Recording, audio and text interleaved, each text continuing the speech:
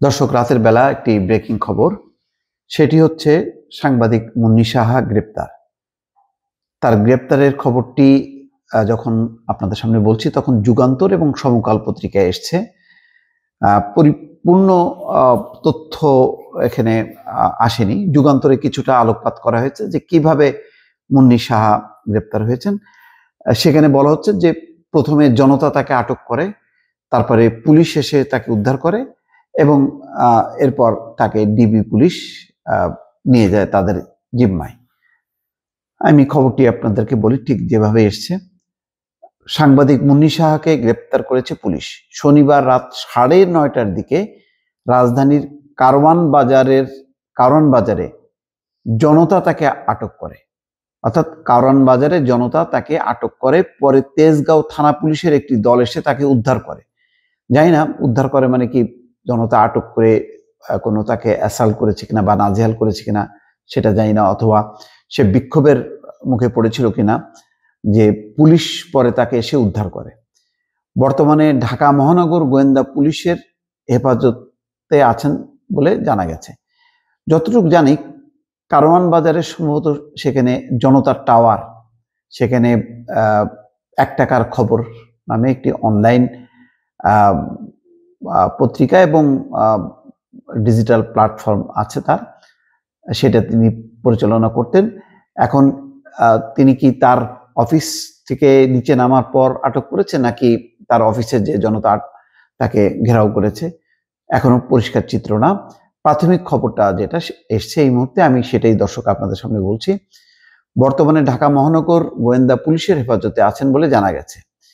তেজগাঁও থানা সূত্র বলছে, কারওয়ান বাজারে একটি ভবনের নিচে তাকে দেখতে পেয়ে আটক করে স্থানীয় জনতা। আমি যেটা গেস করি যে জনতা টাওয়ার কারওয়ান বাজারে যেটি আছে সেখানে কাছাকাছি আছে এটিএন নিউজ এবং প্রথম আলো সহ কয়েকটি মিডিয়া ভবন কাছাকাছি আছে। তো সেখানে একটি জনতা টাওয়ার খুবই আলোচিত, সেখানে তার একটি অফিস আছে বলে জানতাম। তো হয়তো সেই ভবন থেকে সে নিচে নেমেছে, তারপরে হয়তো পাবলিকের রোষানলে পড়েছে, তারপরে পুলিশ এসে উদ্ধার করে এবং ডিবি নিয়ে গেছে।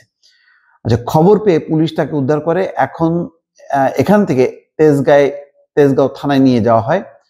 পরবর্তীতে ডিবি পুলিশ তাকে হেফাজতে নেয়। তার বিরুদ্ধে বিভিন্ন থানায় একাধিক মামলা রয়েছে। এই বিষয়ে পরবর্তী ব্যবস্থা প্রক্রিয়াধীন। সম্ভবত কয়েকটি হত্যা মামলা বিভিন্ন যে সাংবাদিকদের বিরুদ্ধে করা হয়েছে তার বিরুদ্ধেও আছে। এছাড়া সাম্প্রতিক সময় কয়েকটি খবর পাওয়া যাচ্ছিল যে তার প্রেস অ্যাক্রিডিটেশন কার্ড বাতিল করা হয়েছে, তার প্রেস ক্লাবের সদস্যপদ স্থগিত করা হয়েছে।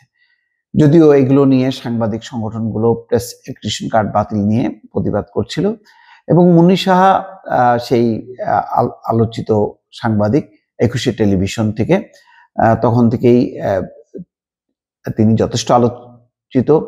তারপর বিগত 15 বছর শাসন আমলে তিনি আলোচিত একদিকে, অন্যদিকে সমালোচিত হয়েছেন। কখনো কখনো শেখ হাসিনা সরকারের একেবারে পক্ষ নেওয়ার জন্য তিনি সমালোচিত হয়েছেন। আবার শেখ হাসিনার পক্ষভুক্ত কোনো কোনো ব্যক্তি বা সংগঠন আবার তাকে সমালোচনা করেছে। মোট কথা ব্যাপকভাবে আলোচিত এবং সমালোচিত এবং মিডিয়াতে একটি পরিচিত মুখ হচ্ছে মুন্নি সাহা। দীর্ঘদিন তিনি মিডিয়া জগতে ছিলেন, এটিএন নিউজে লম্বা সময় ছিলেন, তার আগে তিনি এটিএন বাংলায় ছিলেন এবং শুরুতে তিনি 21 টেলিভিশনে ছিলেন। এখন সুনির্দিষ্ট কোনো ঘটনা বা মামলায় তাকে আটক করা হয়েছে কিনা, নাকি শুধুমাত্র জনতার কোনো রোষানলে পড়েছিল, যেটা পত্রিকার খবরে আসছে যে প্রথমে জনতা তাকে আটক করে এবং তখন পুলিশ উদ্ধার করে, সেই প্রেক্ষিতে কি পুলিশ তাকে উদ্ধার করলো নাকি তার বিরুদ্ধে পুলিশ খুঁজছিল, তার বিরুদ্ধে মামলা আছে, তেমনটা এটা পরিষ্কার না। তার বিরুদ্ধে এরকম অনেক সাংবাদিকের বিরুদ্ধে মামলা আছে।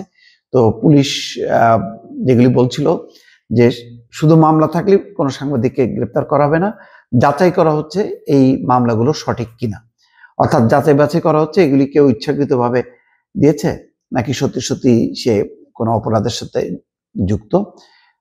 সেই কারণেই কিন্তু অনেক সাংবাদিকের বিরুদ্ধে মামলা হলেও তাদেরকে গ্রেপ্তার করা হচ্ছিল না।